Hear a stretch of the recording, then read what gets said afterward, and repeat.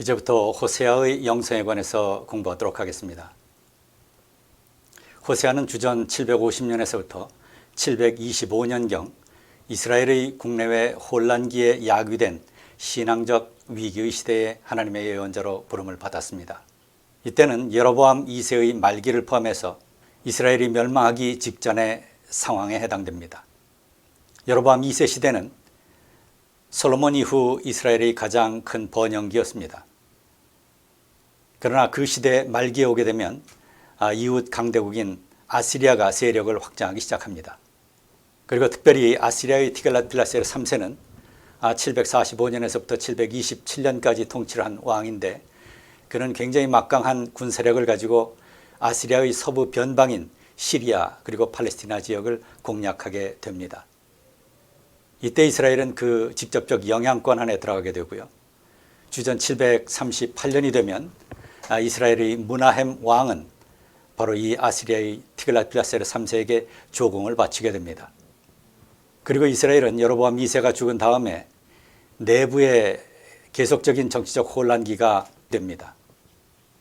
여로보암 2세의 아들 스가리야는 주전 746년에서부터 745년까지 통치하게 됩니다. 그런데 그는 약 6개월 동안 통치한 후에 샬롬이라고 하는 사람에 의해서 암살을 당하게 됩니다. 그리고 이 샬롬은 약 1개월 뒤에 므나헴에 의해서 숙청됩니다. 그리고 주전 738년이 되면 므나헴의 아들 브가히야가 왕위에 오릅니다. 그는 주전 738년에서 737년까지 통치를 하게 되고요. 그도 역시 베가라고 하는 사람에 의해서 암살됩니다. 그리고 732년에 오게 되면 이 베가는 호세아에 의해서 모살이 됩니다. 이처럼 여로보암 2세가 죽은 후에 약 15년 사이에 왕이 4번에 걸쳐 죽임을 당하는 시역 정변이 일어나게 됩니다. 그리고 이 호세아의 통치는 724년에 마감이 되고요. 북왕국 이스라엘은 결국 722년에 아세리아에 의해서 패망하게 됩니다. 바로 이러한 혼란의 시기 또한 이스라엘 백성에게는 신앙적 위기의 시기였습니다. 물론 풍요와 번영도 신앙적 위기를 가져오지만 혼란도 역시 마찬가지로 신앙적 위기를 가져올 수 있다는 사실을 보여주고 있습니다. 이때 하나님께서 호세아를 선택하시고 그를 예언자로 삼아주십니다. 그에게 특별한 영적 은사와 말씀을 주셨던 것입니다. 하나님은 그에게 음녀와 결혼하라고 명하십니다. 그리고 음녀의 자식을 낳으라고 말씀하십니다. 이 관련 내용은 호세아 1장에서 3장을 보시면 되겠습니다. 호세아 1장 2절에서 다음과 같이 말씀하십니다. 너는 가서 음란한 여인과 결혼하여 음란한 자식을 낳아라. 이 나라가 주를 버리고 떠나서 음란하게 살고 있기 때문이다. 호세아가 가서 디블라임의 딸 고멜과 결혼하였다. 고멜이 임신하여 호세아의 아들을 낳았다. 바로 이 말씀에 호세아는 이 모든 명령에 순종하였고 묵묵히 인내하면서 이를 감당해 나갔습니다. 여기서의 음녀와의 결혼은 하나님을 배반한 패약한 이스라엘을 나타내기 위해 선택된 상징적 행위입니다. 그리고 그는 아들과 딸을 낳고요. 하나님의 말씀에 따라서 각각 이름을 이스라엘, 그리고 로루하마, 그리고 로암미라고 짓습니다. 여기서 이스라엘이라고 하는 말은 이스라엘의 폭력의 죄를 상징합니다. 그리고 로루하마는 하나님께서 하나님을 배신하고 떠난 이스라엘을 더 이상 긍휼히 여기지 않으실 것이다 라고 하는 말씀을 나타냅니다. 그리고 로암미라고 하는 말은 이제 그들은 더 이상 하나님의 언약 백성이 아니다, 하나님의 백성이 아니라고 하는 선포의 말씀입니다. 로암미, 로, not라고 하는 의미죠. 암미, 나의 백성입니다. 이스라엘 백성들은 더 이상 나의 백성이 아니다 라고 하는 아주 무서운 말씀이 선포되고 있는 것입니다. 이처럼 하나님은 우상 숭배를 하는 이스라엘을 향해서 이렇게 말씀하십니다. 그는 내 아내가 아니요, 다시 말해서 이스라엘은 내 아내가 아니요, 나는 그의 남편이 아니라 그가 그의 얼굴에서 음란을 제하게 하고 그 유방사에서 음행을 제하게 하라. 호세아 2장 2절 말씀입니다. 그리고 이러한 죄를 호세아 5장 3절에서 7절은 다음과 같이 선포합니다. 나는 에브라임을 잘 안다. 내 앞에서는 이스라엘이 숨지 못한다. 에브라임이 몸을 팔고 있고 이스라엘이 몸을 더럽히고 있다. 그들의 온갖 행실이 그러하니 하나님께로 되돌아가지 못한다. 음란한 생각이 그들 속에 가득 차서 주님을 알지 못한다. 이스라엘의 교만이 이스라엘에게 불리하게 증언한다. 이스라엘 곧 에브라임은 저의 죄에 걸려서 넘어질 것이다. 유다도 그들과 함께 넘어질 것이다. 양떼와 소떼를 몰고 주님을 찾아 나선다고 해도 주님께서 이미 그들에게서 떠나셨으니 그들이 주님을 만나지 못할 것이다. 그들이 주님께 정조를 지키지 않고 사생활을 낳았으니 그들이 지키는 세달절기가 밭과 함께 그들을 삼킬 것이다. 호세아 5장 3절에서 7절 말씀입니다. 이스라엘이 결코 깨뜨려서는 안 되는 거룩한 언약을 파기한 것입니다. 이것은 부부관계의 불륜을 저지르는 것과 같은 것이었습니다. 호세아가 만난 하나님, 호세아가 체험한 하나님은 근본적으로 사랑의 하나님이십니다. 그리고 긍휼의 하나님이셨습니다. 그 하나님의 사랑은 강렬했습니다. 이 사랑을 아가서는 이렇게 표현합니다. 사랑은 죽음같이 강하고 질투는 수월같이 잔인하며 불길같이 일어나니. 그리고 출애굽기 34장 14절에서는 다음과 같이 말씀하십니다. 너는 다른 신에게 절하지 말라. 여호와는 질투라 이름하는 질투의 하나님이니라. 여기서 질투의 하나님이라고 하는 히브리어는 칸나라고 하는 말입니다. 이것은 얼굴이 검붉게 된다라고 하는 어원적 의미를 가지고 있습니다. 다시 말해서 이것은 매우 강렬한 사랑의 감정을 가리킵니다. 그 사랑을 잃게 되면 얼굴이 흑빛으로 변할 만큼 불과 같이 그리고 죽음과 같이 강렬한 하나님의 마음을 나타내는 표현입니다. 물론 질투라고 하는 말은 부정적 의미를 가지고 있는 것이 사실입니다. 그러나 여기서의 질투는 끊을 수 없이 강렬한 하나님의 사랑의 관계를 나타냅니다. 두 당사자 사이에 그 어떤 것도 끼어들 수 없다라고 하는 것입니다. 이처럼 강렬한 감정적 또는 의지적 결속과 그리고 일체감을 내포하고 있는 말이 바로 이 카나라고 하는 히브리어입니다. 이 말은 하나님은 절대적이고 순수한 사랑을 원하시는 분이시다라고 하는 것을 의미합니다. 그래서 그 질투는 그 사랑의 대상을 지키고 싶은 간절한 마음의 표현이다, 이렇게도 볼 수 있습니다. 그래서 그 관계를 끊고 싶지 않은 마음, 바로 이것은 자연스러운 너무나 인간적인 표현에 해당된다, 이렇게 봅니다. 하나님은 그의 언약 백성 이스라엘을 누구에게도 뺏기고 싶지 않았던 것입니다. 하나님에게 하나님의 백성 이스라엘은 이렇게 소중한 존재였던 것입니다. 우리를 그리스도의 사랑에서 끊으리오 환난이나 곤고나 박해나 기근이나 적신이나 위험이나 칼이랴. 사도 바울이 로마서 8장 35절에서 말씀한 의미도 바로 여기에 해당됩니다. 이런 사랑으로 이스라엘을 사랑하셨고 그리고 그런 사랑의 관계가 끊임없이 유지되기를 원하셨던 것입니다. 그래서 호세아 12장 5절에서 6절에서는 다음과 같이 말씀하고 있습니다. 주님은 만군의 하나님이다. 주님은 우리가 기억해야 할 그분의 이름이다. 그러니 너희는 하나님께로 돌아오너라. 사랑과 정의를 지키며 너희 하나님에게만 희망을 두고 살아라.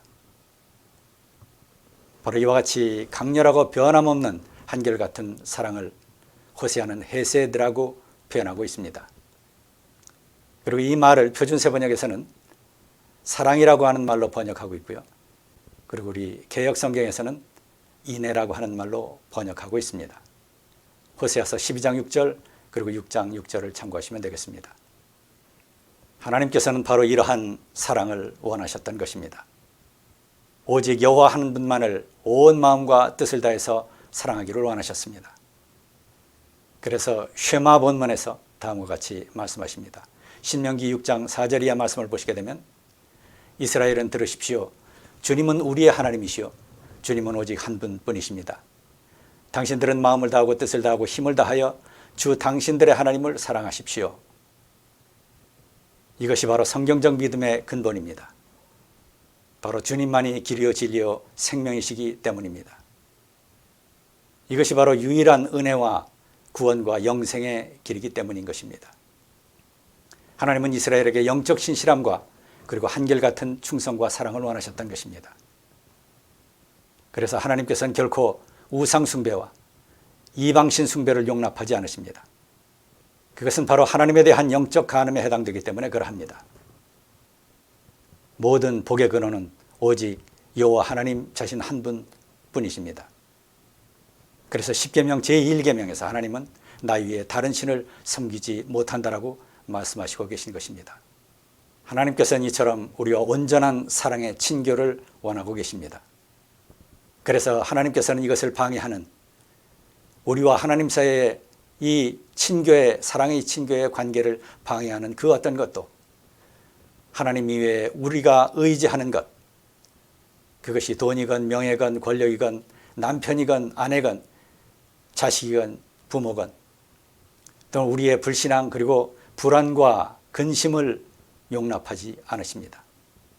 그리고 우리의 죄와 오만과 탐욕 그리고 구원이 다른 종교에도 있다는 다원주의 신학 그리고 그 어떤 신앙적 신학적 타협과 왜곡도 용납하지 않으시는 분이 바로 우리의 하나님이십니다. 그래서 예수 그리스도께서 하나님과 재물을 함께 섬길 수 없다라고 이렇게 말씀하신 것이고요. 나보다 자기 부모나 자식을 더 사랑하는 자는 내게 적합하지 않다고 말씀하신 것입니다. 마태복음 10장 37절입니다. 바로 하나님에 대한 절대적 신뢰와 그리고 사랑과 정결의 영혼을 원하신 것입니다. 바로 이렇게 영적으로 바로 서는 그때 그리고 늘 주님을 바라보며 살 수 있을 때 그리고 늘 주님을 기쁘시게 하기 위해서 우리의 마음의 초점을 오직 예수 그리스도께 맞추며 살아갈 수 있을 때 바로 그때 하나님께서 우리를 온전히 사용하십니다. 그리고 이러한 믿음이 있으면 우리는 결코 좌절하지 않습니다. 삶의 질곡에서도 감사할 수 있습니다. 우리의 삶에 치유의 역사가 나타납니다. 그래서 호세아 6장 1절에서 3절 그리고 7장 1절에서 다음과 같이 선포하십니다. 이제 주님께로 돌아가자. 주님께서 우리를 찢으셨으나 다시 싸매주시고 우리에게 상처를 내셨으나 다시 아물게 하신다. 이틀 뒤에 우리를 다시 살려주시고 사흘 만에 우리를 다시 일으켜 세우실 것이니 우리가 주님 앞에서 살 것이다. 우리가 주님을 알자. 애써 주님을 알자. 새벽마다 여명이 오듯이 주님께서도 그처럼 어김없이 오시고 해마다 쏟아지는 가을비처럼 오시고 땅을 적시는 봄비처럼 오신다. 바로 이 치유를 체험하게 되면 이웃에게 비로소 베풀 사랑이 생기는 것입니다. 하나님은 우리를 끊임없이 연단하시며 만들어 가시는 성화의 역사를 베풀어 주십니다. 그리고 우리에게는 우리 자신의 내면을 살펴보고 돌보는 하나님에 대한 경외와 그리고 하나님 앞에 겸손과 그리고 끊임없는 기도와 말씀과 묵상의 시간을 필요로 합니다. 그런데 거룩하신 하나님의 사랑 안에는 남녀 간의 불같은 사랑과 열망의 모습뿐만이 아니라 자식에 대한 부모의 간절한 사랑도 있습니다. 하나님은 이스라엘을 어머니의 사랑으로 키우셨습니다. 호세아 11장 1절에서 4절 함께 보시겠습니다. 이스라엘이 어린아이일 때에 내가 그를 사랑하여 내 아들을 이집트에서 불러냈다. 그러나 내가 부르면 부를수록 이스라엘은 나에게서 멀리 떠나갔다. 짐승을 잡아서 바알 우상들에게 희생 제물로 바치며 온갖 신상들에게 향을 피워서 바쳤지만 나는 에브라임에게 걸음마를 가르쳐 주었고 내 품에 안아서 길렀다. 죽을 고비에서 그들을 살려주었으나 그들은 그것을 깨닫지 못하였다. 나는 인정의 끈과 사랑의 띠로 그들을 묶어서 업고 다녔으며 그들의 목에서 멍에를 벗기고 가슴을 헤쳐 젖을 물렸다. 그러나 이스라엘 백성들은 하나님께 돌아오지 않았습니다. 치유를 거부했던 것입니다. 그래서 7장 1절 보시게 되면 내가 이스라엘을 치료하여 주고자 할 때마다 에브라임이 지은 범죄가 드러나고 사마리아가 저지른 죄악이 드러난다. 서로 속이고 안으로 들어가서 도둑질하고 밖으로 나가서 떼지어 약탈한다. 이렇게 질타하고 계십니다. 그러나 이렇게 이스라엘이 하나님을 거역하고 하나님을 떠났을 때에도 하나님께서는 그를 저버리지 못하십니다. 그래서 호세아 11장 8절 보시게 되면 이스라엘이여 내가 어찌 너를 버리겠느냐 내 마음이 내 속에서 돌이키어 나의 긍휼이 온전히 불붙는 듯 하도다. 그리고 선지자 이사야도 이렇게 말씀하십니다. 이사야 49장 14절 이하 보시겠습니다. 그런데 시온이 말하기를 주님께서 나를 버리셨고 주님께서 나를 잊으셨다 하는구나. 어머니가 어찌 제 젖먹이를 잊겠으며 제 태에서 낳은 아들을 어찌 긍휼히 여기지 않겠느냐. 비록 어머니가 자식을 잊는다 하여도 나는 절대로 너를 잊지 않겠다. 이렇게 말씀하십니다. 하나님은 긍휼의 하나님이시기 때문에 그러합니다. 긍휼이라고 하는 말의 히브리어는 라훔입니다. 그런데 이 단어와 동일한 어근을 가진 낱말이 레헴이라고 하는 말입니다. 바로 이 레헴이라고 하는 말은 모태 또는 자궁을 의미합니다. 하나님의 사랑은 긍휼의 사랑, 어머니 모태의 사랑임을 나타내고 있는 표현입니다. 하나님은 이와 같은 어머니의 사랑으로, 이러한 모태의 사랑으로, 그 깊고 크신 사랑으로 죄된 우리를 용서하여 주신 것입니다. 독생자 예수 그리스도를 십자가에 다시면서까지 사탄과 죄악과 지옥불에서 우리를 건져서 영원한 천국 시민으로 만들어 주신 것입니다. 그래서 이제 우리가 새로운 소망과 기쁨과 담대함으로 이 세상을 살아갈 수 있도록 은혜의 축복을 누리게 된 것입니다. 바로 이 주님께서 오늘 이 순간도 우리 안에 내주하시면서 우리를 인도하여 주시고 우리를 지켜주시고 우리에게 하나님만이 주실 수 있는 하늘의 평강을 주시며 또 하나님의 신령한 지혜를 우리들에게 부여해 주십니다. 그리고 그 하나님께서 회개하는 탕자를 언제나 기쁨으로 맞아주시듯이 바로 우리를 맞아주신 사랑의 하나님이신 것입니다.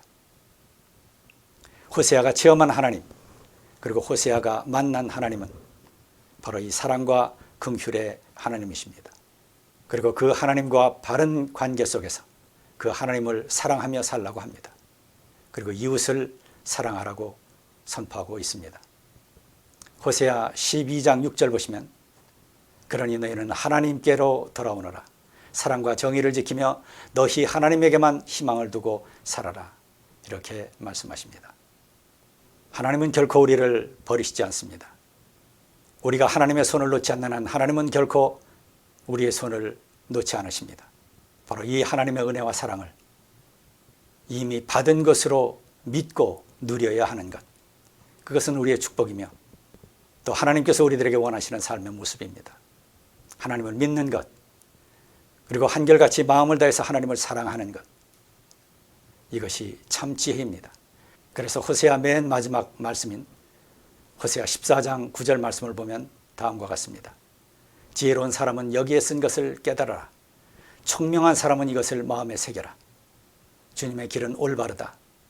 의로운 백성은 그 길을 따라 살아가지만 죄인은 비틀거리며 넘어질 것이다.